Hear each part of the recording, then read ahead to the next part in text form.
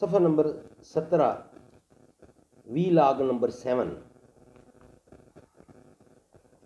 اللہم لبیک لبیک اللہم لبیک.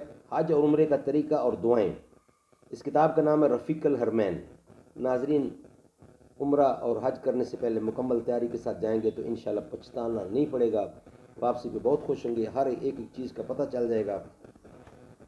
اس لیے مکمل تیاری کے ساتھ ایک ایک چیز آپ کے سامنے پیش کی جائے گی. امید ہے کہ آپ غور سے سنیں گے اور اس پہ عمل کریں گے.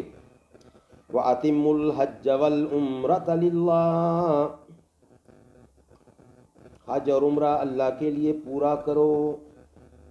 وَلِلَّهِ عَلَى النَّاسِ حِجُّ الْبَيْتِ مَنِ اسْتَطَاعَ إِلَيْهِ سَبِيلًا. اور اللہ کے لیے لوگوں پر اس گھر کا حج کرنا ہے جو اس تک چل سکے.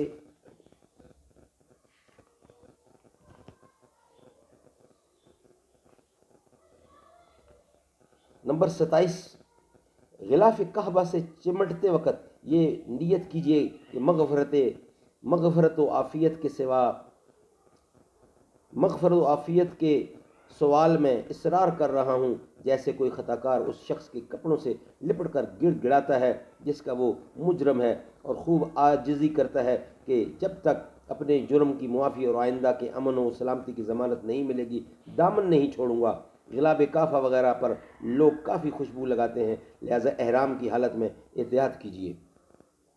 نمبر 28 رمی جمرات میں حضرت سیدنا ابراہیم خلیل اللہ علی نبینا و علیہ الصلاۃ والسلام کی مشابہت، بہت موافقت اور سرکار مدینہ صلی اللہ علیہ وسلم کی سنت پر عمل، شیطان کو رسوا کر کے مار بگانے اور خواہشات نفسانی کو رجم یعنی سنسار کرنے کی نیت کیجیے.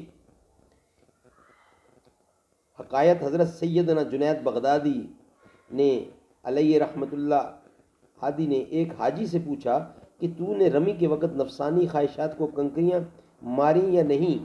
اس نے جواب دیا نہیں. فرمایا تو پھر تو نے رمی ہی نہیں کی، یعنی رمی کا پورا حق ادا نہیں کیا. 29 سرکار مدینہ صلی اللہ علیہ وسلم بالخصوص 6 مقامات یعنی صفا، مروہ، عرفات، مزدلفہ، جمرات اولا، جمرہ وسطیٰ پر دعا کے لیے ٹھہرے. میں بھی ادائے مصطفیٰ کی ادا کی نیت سے ان جگہوں میں جہاں جہاں ممکن ہوا وہاں رک کر دعا مانگوں گا. نمبر 30 طواف و صحیح میں لوگوں کو دھکے دینے سے بچتا رہوں گا. جان بوجھ کر کسی کو اس طرح دھکے دینا کہ ایذا پہنچے بندے کی حق تلفی اور گناہ ہے. اللہ تعالی ہمیں عمل کرنے کی توفیق عطا فرمائے.